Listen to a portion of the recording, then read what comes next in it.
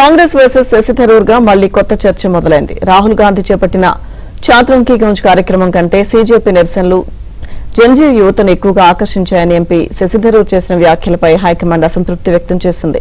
ఈ క్రమంలో ఆయన పేరును ప్రస్తావించకుండా వార్నింగ్ ఇచ్చింది. బీజేపీని సంతోషపెట్టేలా మాట్లాడడం మానుకుంటే మంచిదంటూ కాంగ్రెస్ జాతీయ ప్రధాన కార్యదర్శి కేసీ వేణుగోపాల్ హెచ్చరించారు.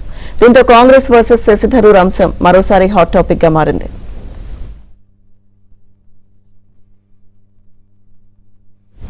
మహారాష్ట్రలో జరిగిన ఓ కార్యక్రమంలో శశి థరూర్ రాహుల్ గాంధీ చాత్రంకి గంజ్ కార్యక్రమంపై కీలక వ్యాఖ్యలు చేశారు. రాహుల్ కార్యక్రమం లేవనెత్తిన అంశాలే సీజేపీ నిరసనలోనూ ఉన్నాయని, అయితే జంతర్ మంతర్ వద్ద జరిగిన సీజేపీ ఆందోళన స్థాయిలో కాంగ్రెస్ కార్యక్రమం ఎందుకు ప్రభావం చూపలేకపోయిందో ఆత్మ పరిశీలన చేసుకోవాలని అన్నారు.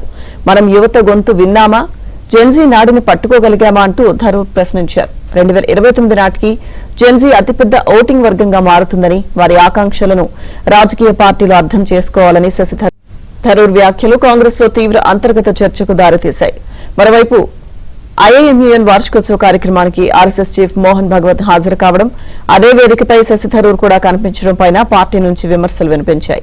వీటిపై శశి థరూర్ స్పందించారు. తన వ్యాఖ్యలు పార్టీపైనో లేదంటే రాహుల్ గాంధీపైనో దాడి కాదని వివరణ ఇచ్చారు.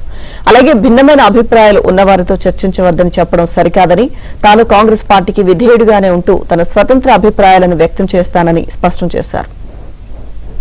These controversies, listen to the entire conversation, you'll see the context in which I said what I said, which is that we've actually raised these issues even before anybody else. The first Chatron Ki Gunj was well before any of these gatherings at Jantar Mantar.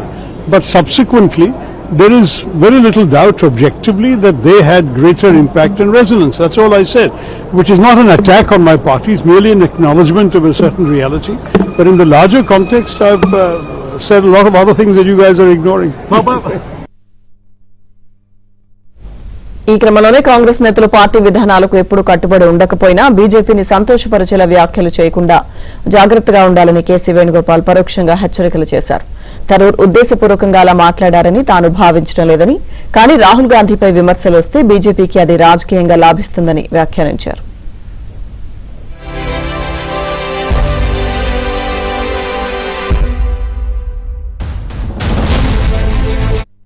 మొత్తానికి Congress versus Shashi Tharoor అంశం ప్రస్తుత రాజకీయ పరిణామాల నేపథ్యంలో ఆసక్తికర చర్చకు దారితీస్తోంది.